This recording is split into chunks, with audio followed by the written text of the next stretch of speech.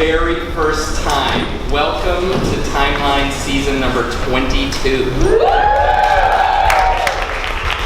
It's about family, and I think that, and trauma and survival, and I think that's something that everyone can connect to, family dynamics, and also living in the current climate of just trying to stay close to the people who you love and find hope together to keep moving forward.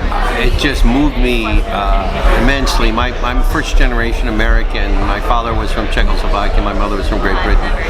And so any stories about the people coming over and making it and trying to put their lives back together, I find myself immeasurably drawn to. I think the play is really relevant today, and I feel like Timeline gets that, and we're talking about families, and we're talking about different places today in our world, and how important it is that families can be together, and that's kind of what this play is about. What I liked about this also is that you don't have to be Jewish to like it. It's not just about being Jewish, it's about being a family and being fractured by events and trying to find the way back to be a family again.